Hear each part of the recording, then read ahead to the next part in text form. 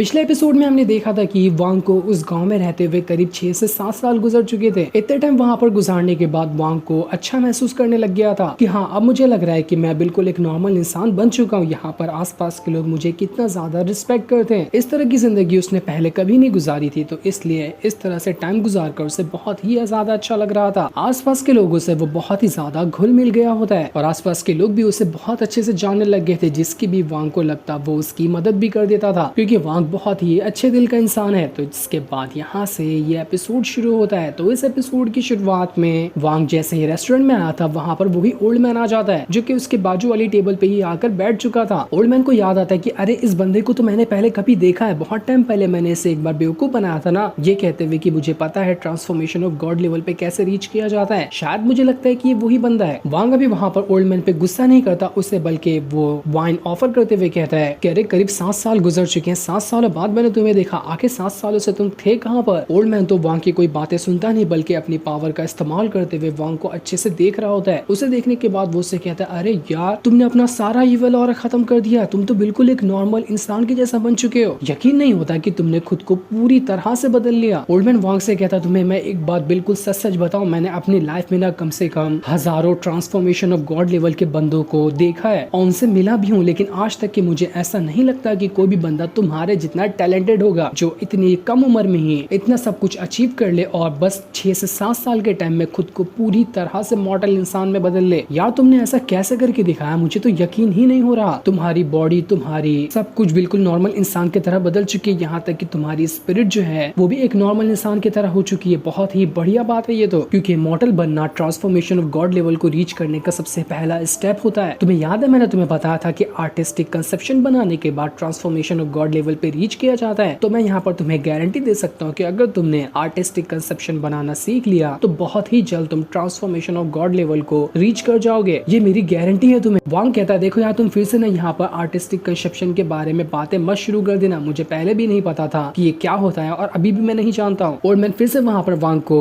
बातों में उलझाते हुए कहता है कि अरे यार, तुम्हें मैंने बताया था ना कि खाली पेट मेरे दिमाग की बत्ती नहीं जलती, तो मुझे थोड़ी सी भूख लगी, मेरा पेट भरो, उसके बाद मेरी जुबान अपने आप ही दौड़ना शुरू कर देगी, क्या कहते हो। लेकिन वांग को पता चल गया था कि ये ओल्ड मैन उसे फिर से बहुत ही बढ़िया वाला बेवकूफ बनाने वाला है, इसलिए वो ओल्ड मैन से कहता है, देखो सीनियर, मैं अभी यहाँ पर ना पंगा लेने के मूड में नहीं हूँ, इसलिए आपको खाना है तो यहाँ से खा लो और चले जाओ, मैं भी यहाँ से जा रहा हूँ। इसके बाद वांग वहाँ से अपनी दुकान के अंदर ही आ जाता है, लेकिन उसका पीछा करते हुए वो ओल्ड मैन भी अचानक से टेलीपोर्ट होकर वहाँ पर आ चुका था। वांग हैरान कि अरे, ये बूढ़ा तो यहाँ पर फिर से आ गया, मैंने तो उसे पहले ही रुक जाने कहा था ना। ओल्ड मैन कहता है, अरे यार, मैं तो तुम्हारा घर देखने आया था कि तुम यहाँ पर मॉडल इंसान बनकर ना किस तरह से रहते हो। कमाल है, बहुत ही बढ़िया दुकान तुमने खोली, ये देखकर मुझे मजा ही आया, बहुत ही अच्छा लग रहा है यहाँ पर आकर। कितनी कमाल की तुम मूर्तियां बना लेते हो, ये तो बहुत ही ज्यादा बढ़िया है। सच सच बताना, तुम इस तरह के मॉन्स्टर से पहले मिले थे क्या, जितने सारे मॉन्स्टर की तुमने यहाँ पर मूर्तियां बनाई हैं? क्योंकि इतना डिटेल में तो तभी इंसान बना सकता है मूर्तियां जब इंसान वो उस चीज से असलियत में मिला हो। यहाँ पर मुझे जितने भी मॉन्स्टर दिखाई दे रहे हैं ना, ज्यादातर मेरे ख्याल से कि ये सारे के सारे सी ऑफ डिमोनिक कल्टिवेटर से होंगे। क्यों, सच कह रहा ना मैं, तुम पहले भी सी ऑफ डिमोनिक कल्टिवेटर से होकर आए हुए। सच सच बताना कि तुम वहाँ पर गए थे या नहीं गए थे, क्योंकि मैंने अपनी लाइफ में इतना ज्यादा डिटेल मूर्तियां कभी नहीं देखी। मुझे यकीन नहीं हो सकता कि तुम यहाँ पर सी ऑफ डिमोनिक कल्टिवेटर को क्रॉस करके आए हुए हो, वो भी सिर्फ नेट्स एंड सोल लेवल पे रहते हुए। कमाल की बात है, कोई ट्रांसफॉर्मेशन ऑफ गॉड लेवल का बंदा भी ढंग से सी ऑफ डिमोनिक कल्टिवेटर को पूरी तरह से क्रॉस नहीं कर सकता। क्या मैं तुमसे तुम्हारा एक बार नाम पूछ सकता हूँ? मैंने अपनी लाइफ में बहुत लोगों से मिल चुका हूँ, क्या पता मुझे याद आ जाए कि मैंने तुम्हारा नाम पहले भी कहीं सुनकर रखा है। जिस पर वांग कहता है, मेरा नाम वांग लिन है, यही मेरी आइडेंटिटी है, इससे ज्यादा मैं तुम्हें ना कुछ बता सकता हूँ, ना ही मेरे पास कुछ बताने के लिए है। जो सुनकर ओल्ड मैन वहाँ पर अपनी पावर का इस्तेमाल करते हुए अपनी पावर को एक्टिवेट कर लेता है। जैसे उसने अपनी पावर को एक्टिवेट किया था, पूरे के पूरे कमरे में बहुत ही ज्यादा ऑरा बाहर निकलना शुरू हो चुका था। वांग वहाँ पर इस चीज को देखकर हैरान रहता है कि आखिर इसका ऑरा इतना ज्यादा स्ट्रॉन्ग कैसे है। मैं यहाँ पर अपनी पावर का इस्तेमाल करते हुए इसकी कल्टीवेशन पावर को नहीं महसूस कर पा रहा हूँ कि आखिर ये ओल्ड मैन कौन से लेवल पर है, लेकिन इसका ऑरा देखकर मैं इतना कंफर्म कह सकता हूँ कि ये ट्रांसफॉर्मेशन ऑफ गॉड लेवल पर या फिर उससे भी आगे होगा। दिखता ये जरूर बेवकूफ है, लेकिन ये पावरफुल बहुत ही ज्यादा है। वांग वहाँ पर ओल्ड मैन से कहा था, ओल्ड मैन, मैं आपको समझ चुका हूँ कि आप बहुत ही ज्यादा स्ट्रॉन्ग हो, लेकिन क्या आप यहाँ पर अपना ऑरा कम कर देंगे, क्योंकि ये छोटा सा घर ही मेरे पास है इस गाँव के अंदर, आपके ऑरा से ये घर भी टूट जाएगा। ओल्ड मैन कहता है, देख यार, मैं यहाँ पर तेरी मदद करता हूँ, तुम्हें मेरी मदद ही नहीं चाहिए तेरे को। जो मैंने अभी अपनी पावर एक्टिवेट की है ना, इसे ही आर्टिस्टिक कंसेप्शन कहते हैं, यही बनाने के लिए मैं तुझे कह रहा था। तो अब यहाँ पर मेरी पावर को महसूस करते रहे, तुझे पता चल जाएगा कि आखिर ये चीज क्या है artistic artistic conception. Old man के एक ही बार जमीन पे पैर रखते हुए पूरा घर आधा से ज्यादा तहस नहस हो चुका था। इतना ज्यादा स्ट्रॉन्ग होता है वो ओल्ड मैन। वांग को ऐसा लग रहा था कि वो किसी और ही वर्ल्ड के अंदर जाकर टेलीपोर्ट हो चुका है। उस ओल्ड मैन के ऑरा की वजह से कुछ उसे समझ नहीं आ रहा था कि उसके आसपास चल तो क्या रहा है, लेकिन वो ऑरा बराबर से महसूस कर पा रहा था। लेकिन इतना ज्यादा वो स्ट्रॉन्ग ऑरा होता है कि वांग की मॉर्टल बॉडी यहाँ तक के डिस्ट्रॉय होने पे आ जाती है। इसलिए वो वहां पर प्रोटेक्शन शील्ड बना लेता है ताकि वो यहाँ पर ओल्ड मैन के ऑरा को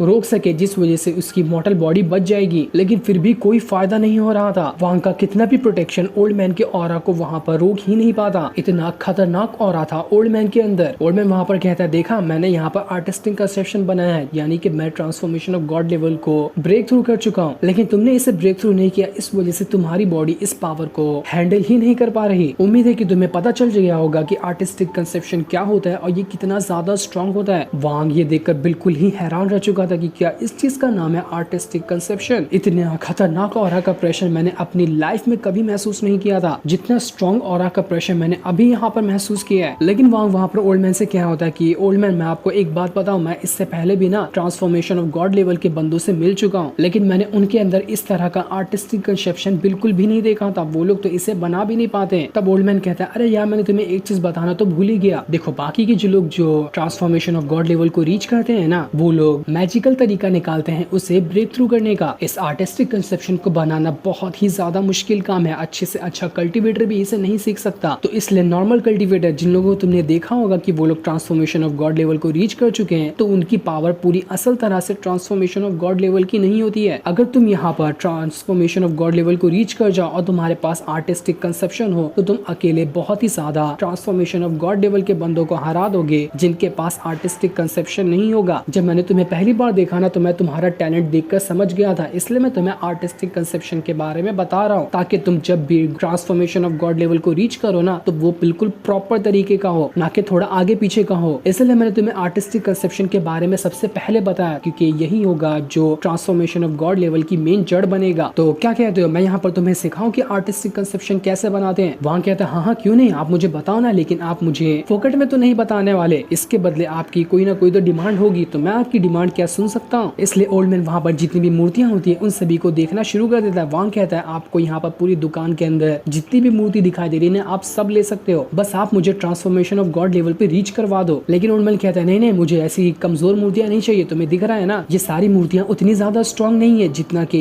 एक पावरफुल स्पिरिचुअल मूर्ति को होना चाहिए। तो आखिर मैं कमजोर मूर्ति लेकर क्या करूंगा? देखो मेरी शक्ल को एक बार बहुत ही प्यार से देखो, कितना ज्यादा मैं हैंडसम हूँ। तुमने यहाँ पर मॉन्स्टर की बनाया, तुमने यहाँ पर गधों की बनाया, और तुमने घटिया से घटिया इंसान की मूर्ति बनाई। तुम मेरी नहीं बना सकते थे क्या? कितना प्यारा इंसान दिखता हूँ मैं, लड़कियां तो मुझ पे मरती है। जिस पे वांग कहता है, नहीं नहीं सीनियर, ऐसी बात नहीं है। जितनी मेरी कल्टीवेशन पावर है ना, मैं उसी पावर के हिसाब से इन मूर्तियों को बना पाता हूँ, लेकिन आपकी power transformation of God level से भी ज्यादा है, इसलिए मैं आपकी मूर्ति नहीं बना पा रहा था। यही वजह है कि मैंने आपकी मूर्ति नहीं बनाई। लेकिन एक बार मैं ट्रांसफॉर्मेशन ऑफ गॉड लेवल को रीच कर जाना, तो मैं अभी यहाँ पर खड़े खड़े आपसे वादा करता हूँ कि मैं आपके लिए एकदम बेस्ट वाली मूर्ति बनाऊंगा आपकी, और उसे आपको गिफ्ट कर दूंगा। जिस पर ओल्ड मैन कहता है, ठीक है जाओ, तुम्हें माफ किया, लेकिन जब भी तुम मेरी मूर्ति बनाओगे ना, तो वो इतनी ज्यादा हैंडसम होनी चाहिए कि मैं भी उसे देखकर शर्मा जाऊं। और हाँ, एक मत बनाना, बहुत सारी बनाना, हर एक अलग अलग पोज के अंदर। मैं खुद को उन मूर्तियों में देखकर ही खुश होना चाहता हूँ। जितनी भी लड़कियों से मैं मिलूंगा, सभी लड़कियों को मैं एक एक मूर्ति दे दूंगा, ताकि वो लोग भी हमेशा मुझे याद रख सके कि मैं कितना प्यारा दिखता हूँ ना। तो चलो अब जल्दी करते हैं, मुझे तुम्हें यहाँ पर ट्रांसफॉर्मेशन ऑफ गॉड लेवल पे रीच कराने के लिए सबसे पहले आर्टिस्टिक कंसेप्शन ही बनाना सिखाना पड़ेगा। वहां कहता है, मैंने अभी तो इसे एक्सपीरियंस किया, आप मुझे बताओ कैसे इसे करते हैं, उसके बाद मैं भी इसे ट्राई करने की कोशिश करूंगा। लेकिन ओल्ड मैन कहता है, अरे तुमने ठीक तरह से एक्सपीरियंस नहीं किया, अभी तो तुम्हारा एक्सपीरियंस शुरू हुआ है, तुम्हें और अच्छे से अलग अलग तरह के आर्टिस्टिक कंसेप्शन को महसूस करना है। उसकी टेंशन मत लो, मैं तुम्हें महसूस करवा दूंगा। इसके बाद ओल्ड मैन वांग का वहां पर हाथ पकड़ता है और उसे बिजली की रफ्तार के साथ ही टेलीपोर्ट करना शुरू कर देता है। इतना फास्ट वो टेलीपोर्ट हो रहा था, इसकी कोई हद नहीं होती है, बिल्कुल लाइट की स्पीड भी पीछे रह जाए। ओल्ड मैन का एक कदम वांग को एक दुनिया के हिस्से से दूसरे दुनिया के हिस्से में पहुंचा देता है। इतना फास्ट वो लेकर आया था उसे वहां पर। वांग एकदम ज्यादा हैरान रहता है कि मैंने अभी तक यहाँ पर एक बार अपनी पलक नहीं झपकाई और मैं लाखों माइल्स दूर आ चुका हूँ। सच में कोई इतना भी फास्ट हो सकता है? अच्छे से अच्छा कल्टीवेटर वो अकेला इतनी दूर टेलीपोर्ट नहीं हो सकता, लेकिन ओल्ड मैन तो मुझे साथ में यहाँ पर लेकर आ गया। इतना दूर तक कि इसने मुझे लाया कि मैं इसके बारे में सोच तक नहीं सकता। आखिर इस ओल्ड मैन की कल्टीवेशन क्या होगी, मुझे इसके बारे में जानने की बहुत ज्यादा उत्सुकता लगी है। मैं जानना चाहता हूँ कि ये ओल्ड मैन कौन से लेवल पर है अभी। ओल्ड मैन कहता है, अरे यार इतना लंबा टेलीपोर्ट करने से तो लगता है कि मेरी हड्डियां ही क्रैक हो गई, मेरी हड्डियां बूढ़ी हो गई है ना, इसलिए वो ढंग से काम नहीं करती है, वरना तो मैं लाखों माइल्स और दूर तुम्हें ले गया होता, वो भी पलक झपकते अंदर ही। वो वांग से कहता है, वांग तुम मुझे बताओगे कि इतना दूर कभी इससे पहले तुम टेलीपोर्ट हुए थे, वो भी एक पलक झपकने के स्पीड के भी अंदर? मेरे ख्याल से तो तुम कभी भी नहीं हुए होगे, तो तुम्हें यहाँ पर मेरी पावर का अंदाजा लग ही गया होगा ना कि मैं कितना ज्यादा स्ट्रॉन्ग हूँ। मैं ना कभी भी किसी को झूठ नहीं कहता, जो भी बात मैं बताता हूँ वो बिल्कुल सच होती है। अब मैं क्या करूँ, लोगों को भरोसा नहीं होता और लोग मुझे बेवकूफ समझ लेते हैं। वांग वहाँ पर ओल्ड मैन से माफी मांगते हुए कह रहा होता कि मैंने भी आपको पहले